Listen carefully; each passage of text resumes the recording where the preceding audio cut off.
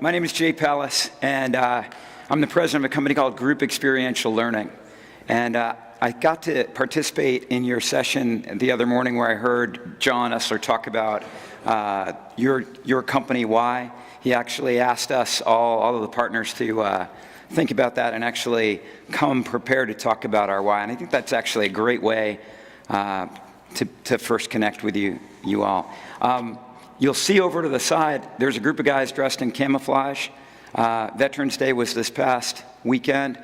These gentlemen are all veterans who have served their country.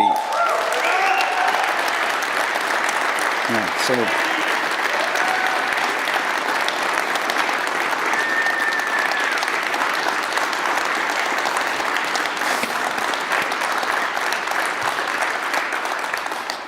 All right, later in the day, I'm going to ask you guys to think about your favorite moment of the day. That was mine. Already, that was my favorite moment. I'm not a veteran, right? I'm probably maybe not the shortest guy, but the lightest guy of this entire group. You're looking at someone who owns a team building company who didn't do any real team sports all the way up to age 22. I wrestled. You're alone on the mat, right? I got into skiing. That's something you also do all by yourself. I got into windsurfing, also all by yourself. So you're probably thinking, why is this guy even talking to us? Because this is about team building and leadership development.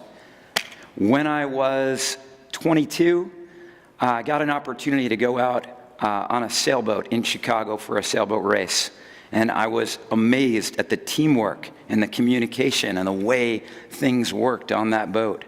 A few years later, when I was working for IBM here in Boston, one of my clients owned an old America's Cup boat, kept it in Marblehead, and he told me if I promised not to try to sell him an IBM mainframe, he would teach me how to sail and I could race with him every week. I'm happy to report that that changed my life, and I sold him $2 million worth of hardware a year later during a race up to Nova Scotia. There's a Marblehead to Halifax race.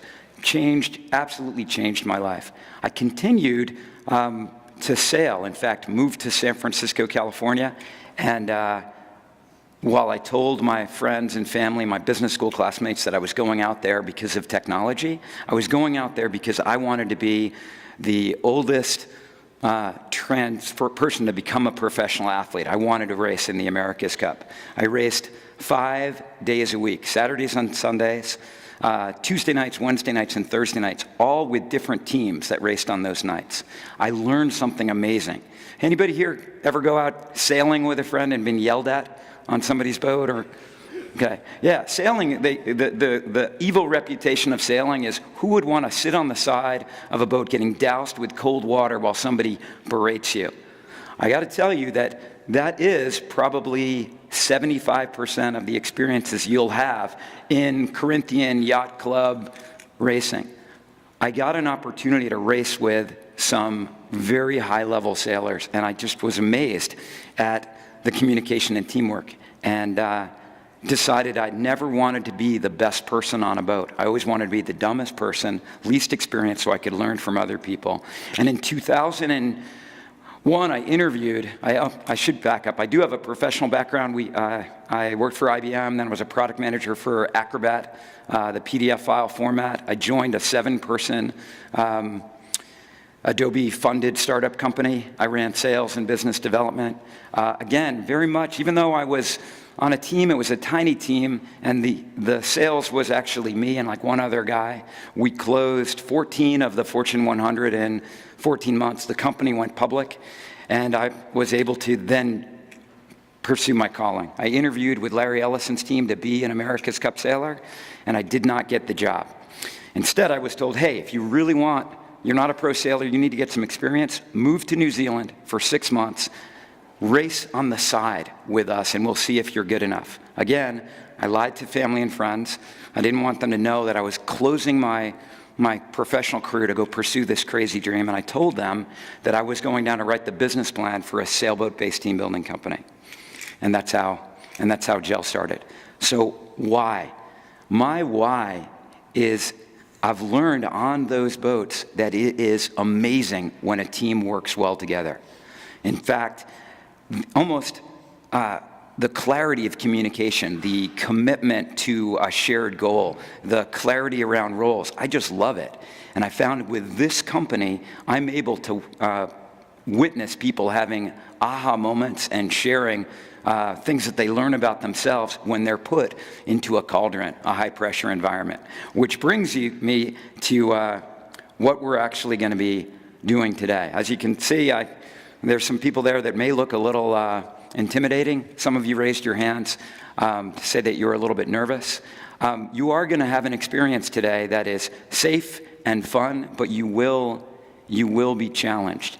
Anybody ever done any team building that's hokey, right? Is anybody worried that it's going to be like that? Are you afraid that I'm going to ask you what your expectations are for the day and we're going to have to share right now? Anyone? I'm not going to do that. Because expectations are what you have going into a movie. What is this going to be like when you go to a new restaurant? Oh, I wonder if it's going to live up to the Yelp reviews. That's expectations. I'm not going to ask you about your expectations. What I'm going to ask is intentions. You guys have set out for yourselves a pretty challenging objective, 1 billion with love in 5 years. I'm sure you're going to be approaching that with intentionality. You're about to have an experience where you're going to learn some things about yourself. You're going to get to practice some leadership. You're going to get to actually bond and interact with people who you don't normally work with because we've divided you randomly. Somebody give me an intention, what they want to accomplish today, or what they'd like to have happen for them today.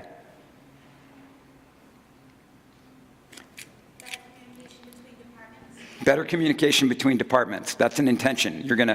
That's your intention. Fantastic.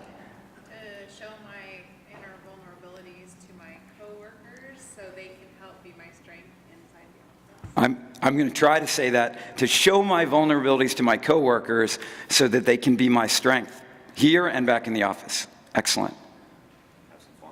Have some fun. Fantastic. Excellent. Anybody else have one? Learn. All right, we have some excellent teachers here to help you today. One thing about having intentions, often in order to accomplish our intentions, we have to be willing to give up something or give something. If something you might want to give up is, this is team building, this is going to be, I want you to think about something that you could give up in order to accomplish your objective, or something you might have to give. We are going to put you under pressure. Betty and others are going to need your support, so I'd encourage you to do that. At this point, what I want to do is introduce my very good friend and a man that I met probably about 5 years ago, and he and I designed GEL's Special Operations Program, which has nothing to do with sailing. And we did it because Angela's former company, CVS, told us that they wanted us to come in and do a program at the end of November. They wanted to do the sailing program, and I said, you really can't go out there in Newport Harbor in November. She goes, well, what else are you going to have us do? I called Mike, and now we've done multiple of these special operations programs that we've designed with the help of members of the New England Special Forces. I'm going to butcher the name of the group, but basically a group of Ranger veterans from the New England area have helped us over the last several years. With that, let me bring up Mike. You guys come on.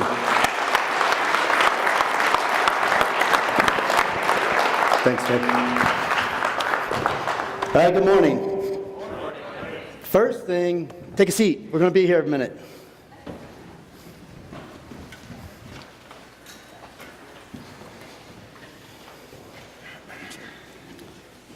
So the first thing we want to do real quick is just introduce this great team of guys. I'm fortunate to call my brothers.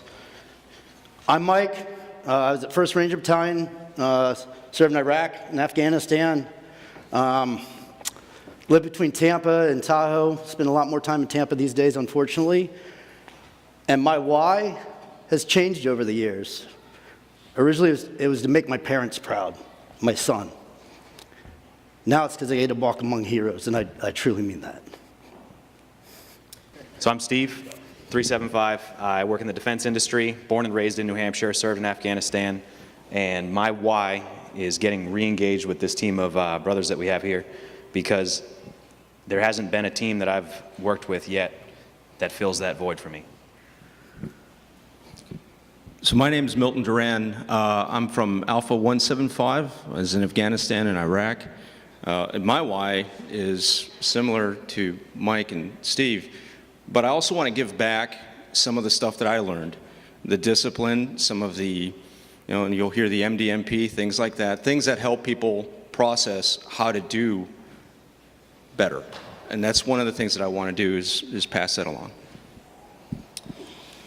Morning, I'm Michael Grimm, Alpha Company 175, deployments to Afghanistan, Iraq, and the Horn of Africa.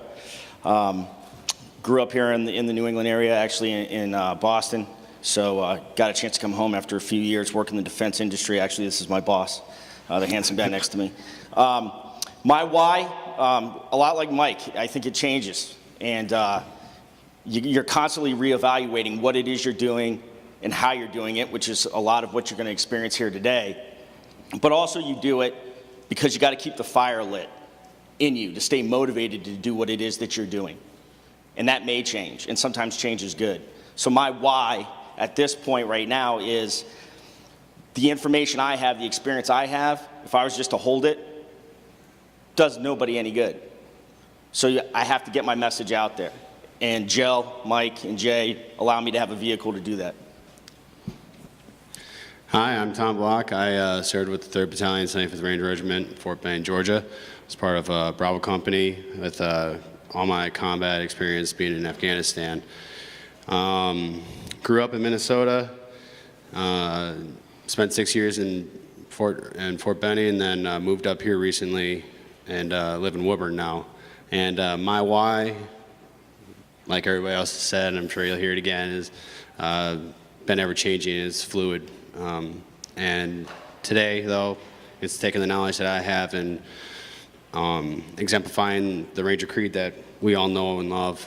And I'm just here to set an example for all to follow. Hey, I'm Alex Deerdorf. I was born and raised in New Hampshire, grew up in New Hampshire, Massachusetts. Served with the Special Troops Battalion and the Military Intelligence Battalion. Served in Afghanistan, and my why is to share my experiences and hopefully learn from you guys. My name is John Kelly. I live in Salisbury, Massachusetts. I'm from Bravo Company 375. My why is to hang out with all my brothers here and utilize my construction skills that I've obtained over vast many years. But I just enjoy getting with everybody on all these events. And thank you. My name's AJ Massey. I grew up in Taunton, Massachusetts. I was with 175 in Iraq and Afghanistan. And my why is a little simple. Where we're from, somebody asked me for help, don't know him, but he's from my unit, I'm going to help out. And that's pretty much my why.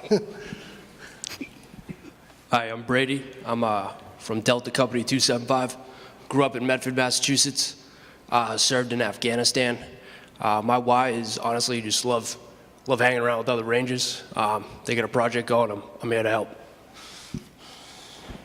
Good morning, my name is Peter Squelia. I live up in Reading, Mass. I'm Director of Sales for a large software company. And my why, I should say I was in combat in Somalia. What else? My why? I love having a good time with these guys. I play Army every time when I get to hang with you people, and I love to coach. And that's what I do. I have a big team in my regular job. And I like to pass on the skills and development you'll see from everyone here today. Cool, thank you. You guys, thank you very much. Okay. So one of the reasons I wanted everyone to introduce themselves is much like you. You know, you get up every morning, you go to work, you work for that organization, you come home, you raise a family, you might go to bed, you get up and do it again the next day. Sometimes who you are and what you're doing or kind of what's going on, the goal of that organization or the goal of your family gets lost because you're tired.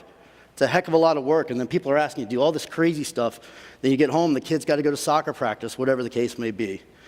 These guys are all fathers, brothers, husbands, sons, and they give it all every time, every day, right? And that is because the organization that we all like to say we were raised in. When you talk about guys in the military, we say we were raised in battalion or born in battalion, meaning you came from the Ranger Regiment and hadn't been anywhere else. That organization breeds excellence through its culture, its standards, and its procedure. Through that, you have guys up here that Guy was, came to the Ranger Regiment as a private. 2 years later, he's at West Point, graduating West Point, and flying Apaches, right? A number of these guys own their own businesses. I wanted them to introduce themselves in that fashion so you guys understand it. We're just like you. I had a lady tell me recently, I don't understand, what we do is nothing like what you do. And they're a pharmacy. I said, it's exactly like it. When my son's sick, and my newborn won't sleep, and I have a prescription, and I need that filled at 10 o'clock at night, and they're able to fill that, they're exactly like us. They're doing for their community what we do for our community. And you guys are doing the same thing. I live in Tampa now. You know how many windows are broken down there? Hurricanes? When you guys can rock up and get that sorted out, so that family, that dad could go to sleep, the baby could stop crying, he could get up and concentrate on what he has to do. You take one thing off his list. You're just like these guys when they flew into Somalia. You're just like us when we crossed that border into Iraq. It's doing the same thing. You're taking care of other people. And in order to do that, you learn to take care of your team first. So that's why we're here from the 75th Ranger Regiment to talk to you today. One of the things we do, and it's just like what you guys are doing, is igniting that leadership, igniting that delight, okay? You see how big some of these dudes are? You see how big I'm not, right? I'm a little dude, and to work with those guys every day, you have to be a bit of a pit bull, but you have to listen, you have to learn, you have to be willing to teach, and you have to be willing to stand up. And that could be really difficult when you got a guy like Tom Block over there staring you down, see, right? So you have to ignite that fire. You have to find that fire. And when your fire is going out, your mates, your culture, and your business culture relight it for you. All right, so a little bit about the 75th Ranger Regiment. These are some of the things that we go through, and these are where our lessons come from. When the sun rises, I wake up and chase my dreams. I won't regret when the sun sets, 'cause I live my life like I'm a beast.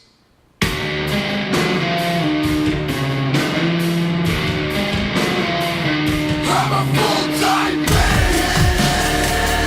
I'm a full-time beast. I'm a full-time beast.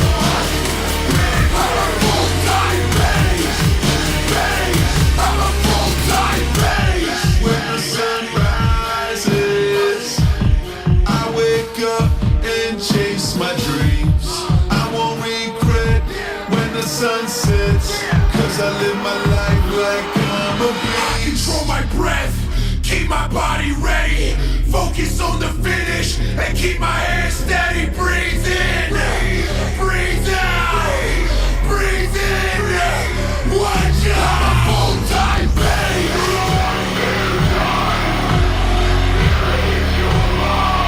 I'm a full-time beast.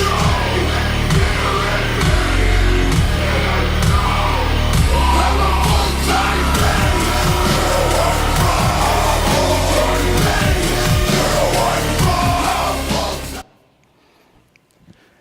All right, so you can see we're often out of our comfort zone, right? Especially when you first get there and everybody's a pro, man. You look up to these guys and you're scared. You go through this crazy selection process that lasts months and months and months. You might have 70 dudes start out trying out with you, and maybe 10 of you graduate and actually get the opportunity to go try out there. You're way out of your comfort zone all the time, but the same things in our organization that allow us to be there, allow us to do these amazing things that we think are impossible, are the same things in your organization that allow you to be successful. All right? Communication, leadership, accountability, responsibility, and placing all those things where they need to be. So the regiment, some of the things that you might learn about them or know about them, who's seen the movie Black Hawk Down? Right? Old Pete, the guy in the green shirt, was there. All right?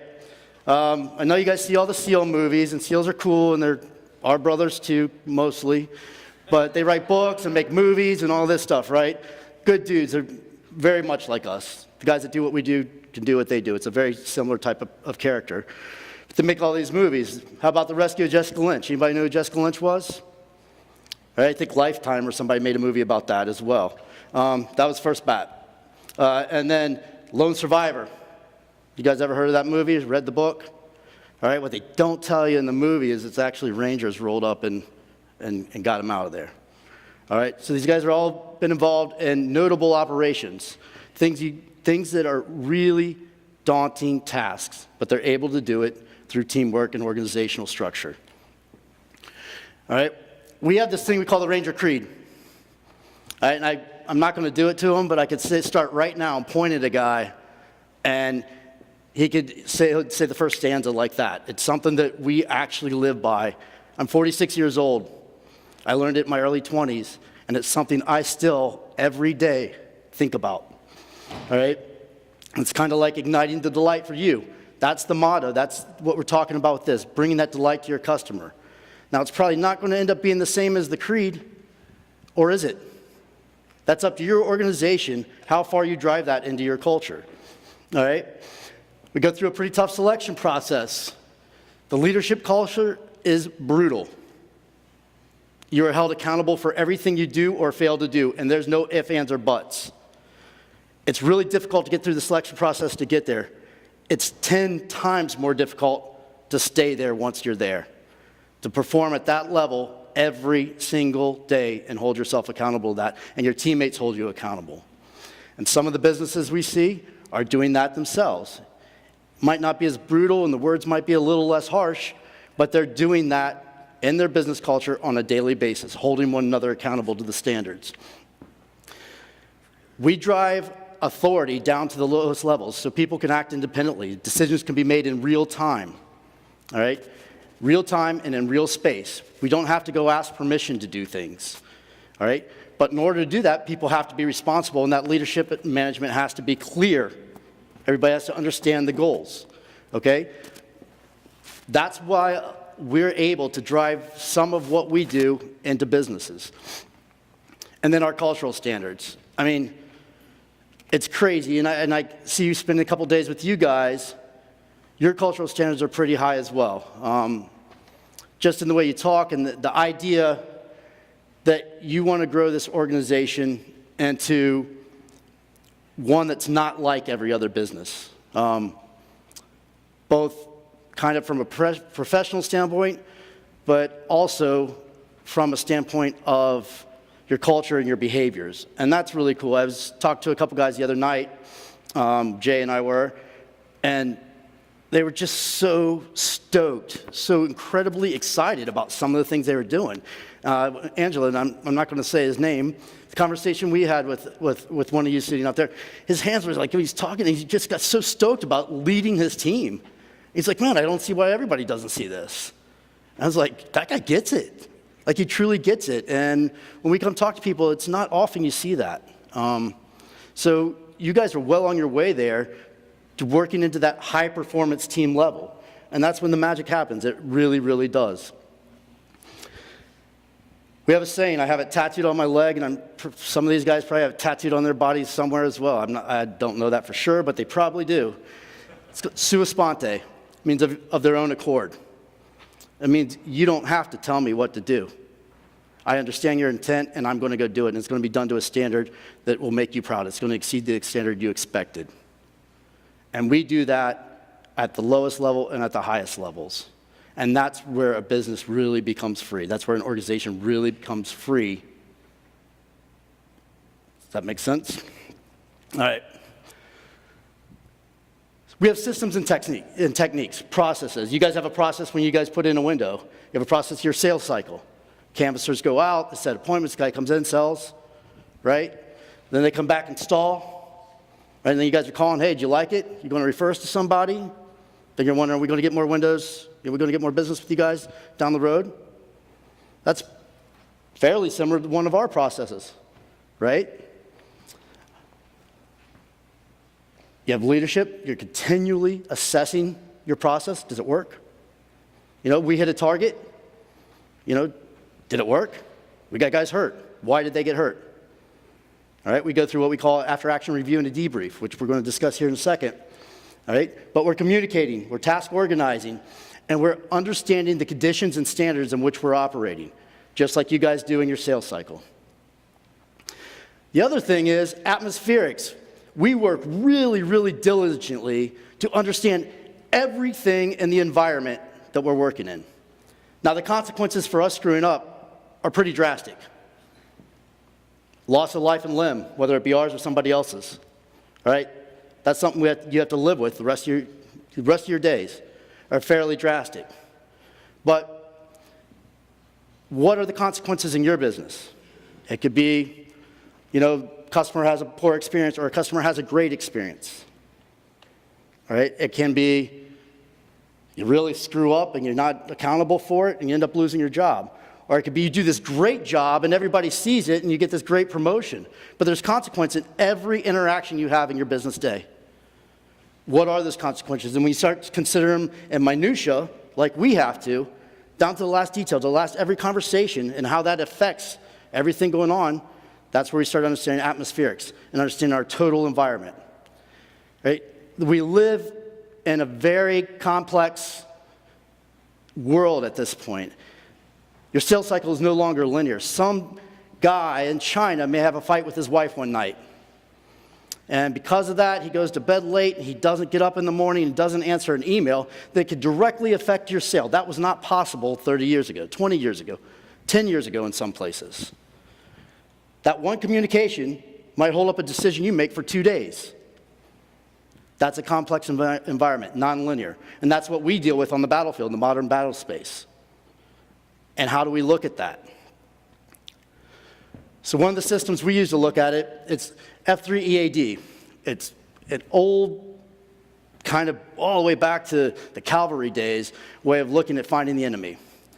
We find the enemy, we fix them in place, and what I mean by that is we create the environment, we create everything necessary to conduct an operation. We finish, kill, capture, whatever the mission may be. Oftentimes both for the regiment. And then here's where it gets good. We exploit what we found, right? We really start to understand the actual intelligence. What did we find in there? What was on their hard drives? When they got bin Laden, all kinds of information became available. And that led to target after target after target after target. Some of these younger Rangers hitting targets, some of them that we have here today, hitting targets, a month and a half ago? Maybe 2 months ago. You hit a house, get whoever you're there to get, you find something in that house, you immediately get on an aircraft and go hit another one. You might do this 5 times in one night, but you only knew what that first target was. All right, here you are, 5 houses later, 8 hours later, doing an operation that generally you rehearse and plan for, but you just find out. You exploit that information, much again like your sales cycle, right? When those canvassers get those leads, how do you exploit that besides making an appointment? What other information could be driven from that? Okay? Then we assess. We continually go back and assess what's going on, looking at our process and making sure it works. Right? We test our process honestly and regularly. And then most importantly, we disseminate that information. We disseminate what we find out and what works throughout our entire organization so we're not duplicating efforts. One of the ways we communicate is through operations order. When we have something we're going to do, we write an operations order, and it gives all the information to all the participants so they understand what's going on. It contains the situation, the mission, execution, how we're going to do it, service and support or sustainment, what we need to do it, and who's going to provide it, and the command and control, who's in charge, how we communicate. After that, we do an after-action review when we're done with anything we do. We talk about what we did, and we do it very, very, very brutally honestly. If you guys heard one of ours, you would probably be uncomfortable and embarrassed because of the way we discuss things. It is brutally honest because oftentimes our lives depend on it. Direct communication, we talk about the actions to sustain, what are the things we want to keep doing that we did well, and what are the things we need to change. And then again, dissemination result, and that communication throughout the organization to ensure everybody's learning that same lesson. All right, so just as an example, we wrote Operation Ignite the Light. Now I'm going to tell you what you're doing today. Today on the 16th of November, Eastern Standard Time, we're all going to show up at Gillette Stadium. We have 11 of our instructors, up to 93 people from your organization. I think that number's changed a little bit from 64, but we're real close. And you guys are going to be broken down into platoons and squads. At that point, I'm sorry, it'll be 2 platoons, 5 squads. Train's going to be an urban stadium environment. The weather is going to be cold and wet, which is unfortunate, but that's what it is. And no enemy forces, thank God, so it should be pretty easy for us. Friendly forces, we're all looking at them. We're all in this together, all right? So the mission, here's the important part. Now we know who's doing what. We know where we're doing it and what time. Now, we know now we're going to find out what your bosses wanted out of this, all right? The Esler Company's leadership intends for the organization to undergo a training experience that helps stimulate growth and ignite delight for both customers and participants, employees, you guys, all right? That's the mission we were given. So much like, hey, you know, the Phoenix guys, the Arizona guys, right? They want a new shop, a new storage place, whatever the case may be, all right? Goes all the way up to the top. You know what? These guys make a decision. Yeah, you know what? We could have that new storage facility in Phoenix. Let's do that. Let's go ahead and start it. He's not going to tell you where to buy it, how to build it, all that stuff. Most likely they're busy as well. That's your commander's intent. As it dribbles down, by the time you get to the bottom, if you're not communicating properly, who knows what the story is? It's like that game of telephone, right? You guys everybody know that game? If I whisper one thing to you, what are you going to hear it as by the time it gets back to you? Something crazy, all right? By putting all your information and communication into a format that everybody understands, you're getting consistent communication every time. We're not asking you to write an operations order, but we are simply asking you to communicate consistently in whatever structure, whatever process that your structure and organization allows that to happen. All right, so we're going to ignite customer delight. You'll be exposed to techniques from the 75th Ranger Regiment and those guys' experience there. Our commander's intent, again, just he's telling us what to do.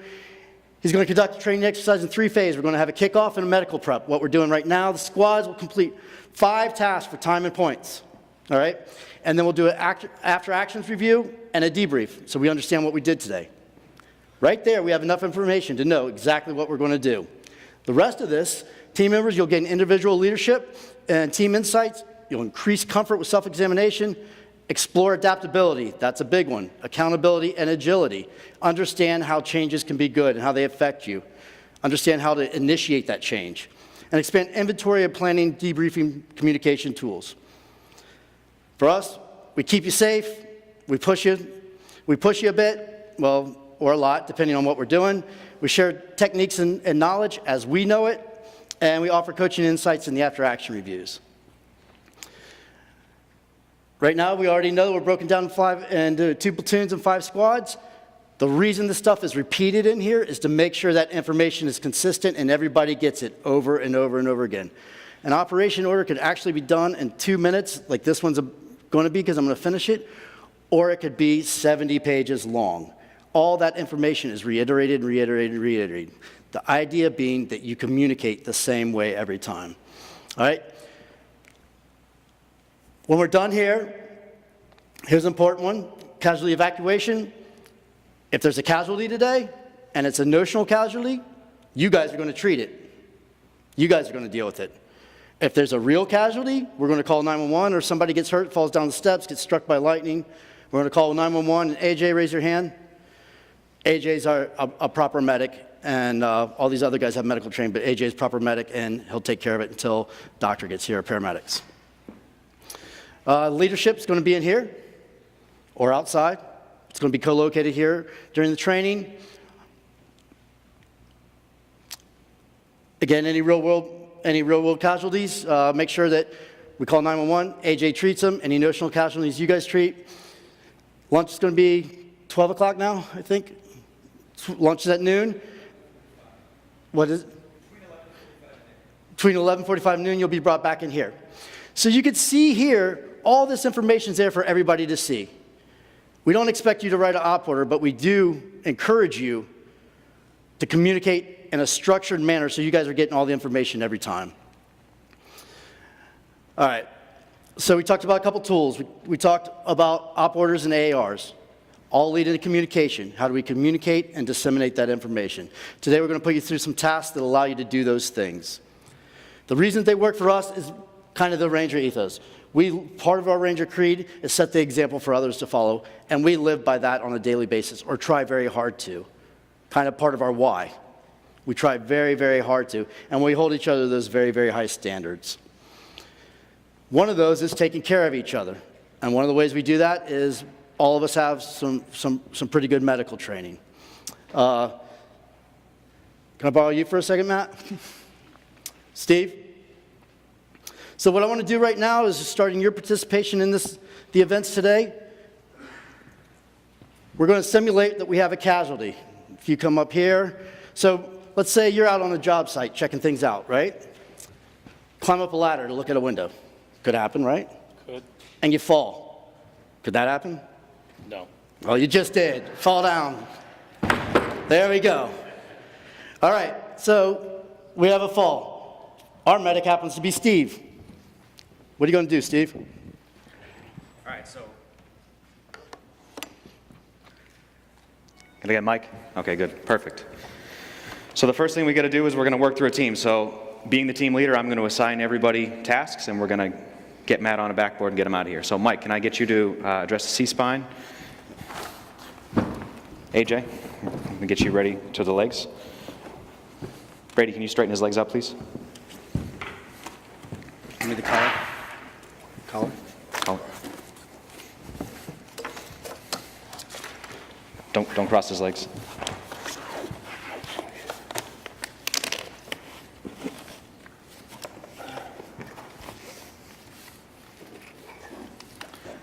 All right, so now that we have him ready, on the count of 3, we're going to roll. And AJ, you're going to put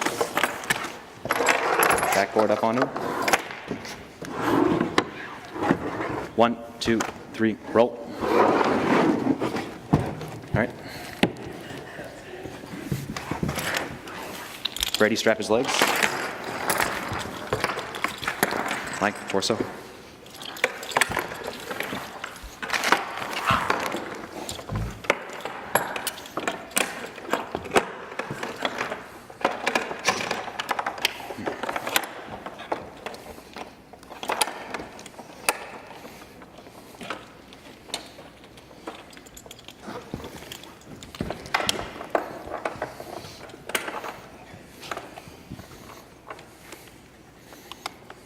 So notionally, he's ready to move now. All right, how long did that take? Just a couple minutes, right? A couple things happened there. Somebody took charge. All right, Steve, tell me what occurred. We had a slip, trip, fall, fell off the ladder, and we addressed the injury, get him ready to move out. There was a couple points where you wouldn't want to cross the patient's legs. You wouldn't want to have the patient's legs up. You want to keep the spine, the C-spine, and the thoracic straight the whole time. So did you have the legs crossed? Weren't you in charge of the legs? Yeah, I crossed the legs initially. You crossed them. Why'd you do that? I don't know. You did. All right. We know that was a mistake. We as a team understand that was a mistake, not to reoccur. What did you see? After that, I mean, you corrected the mistake while we were doing it, and after that, we got him on the board. It was like smooth after that. All right. How much of that what should we sustain out of that, Steve? I would sustain good communication. The improve would be making sure that we keep the patient straight. All right. What do we need to fix? What do we need to fix? Uncross the legs. Uncross the legs, right? Follow proper procedure. All right, thank you, guys. What are you doing? Leave him there. No, go ahead, get up. All right, so what you just saw there was a task completed. What occurred is somebody took charge. Somebody took responsibility. Somebody gave clear direction. Okay? As soon as that task was complete, we talked about how it occurred, what occurred. We identified mistakes, and we were very honest with one another about them, and then decided what we'd sustain and what we'd change for the next process, okay? We don't expect you guys to remember how to do this, but it's really fairly self-explanatory. You will be required to do some medical treatments today. You'll also have a couple coaches out there to help you, so if you have questions, ask them. You'll learn how to stop bleeding. You're going to learn how to apply a tourniquet. All right? You're going to learn how to backboard, immobilize, take C-spine control, and move somebody. When could that be valuable for you guys? Hopefully you're never anywhere near a Las Vegas-style shooting or what happened in Texas just last week. That's the world we live in, and it's possible. But you might be in a car accident, or someone you love might be in a car accident. You might be up in Vermont. You might be at Killington skiing with your kid, and they run into a tree. All right? So that medical stuff is valuable for anybody, and you'll learn some of it today.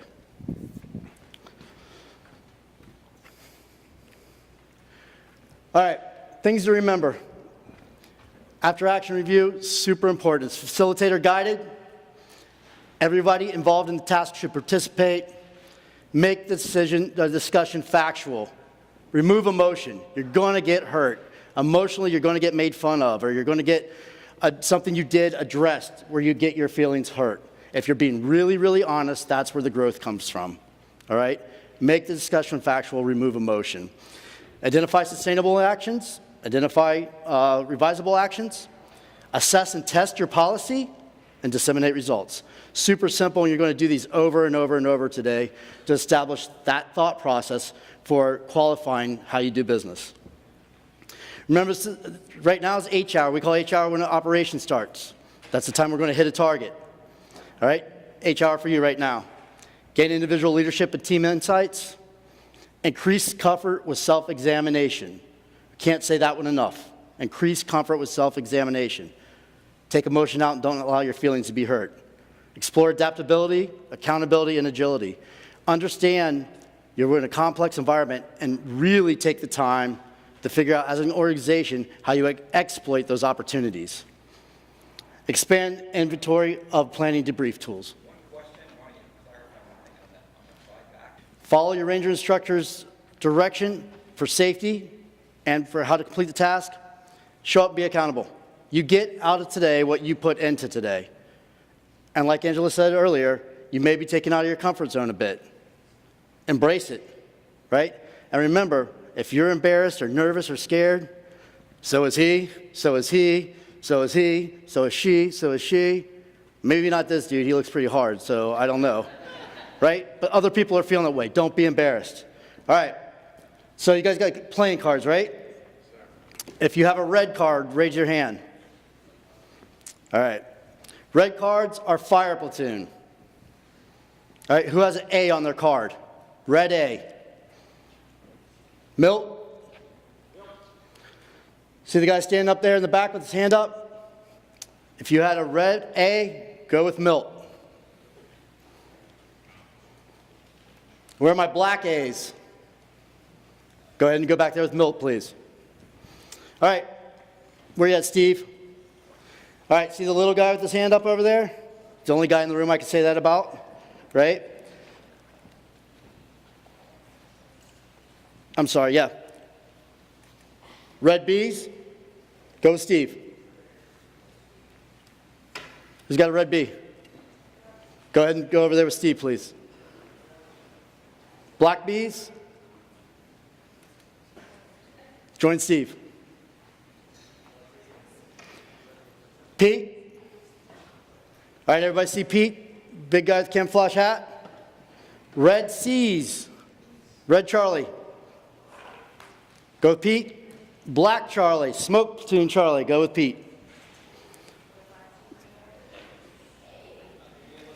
Mike Grimm. All right, Grimm. Deltas, D's. Who's got D's? Black and red D's. Go with Grimm, please. AJ? All right. E's, Echoes. Black and red Echoes. Up here with the medics. Have fun.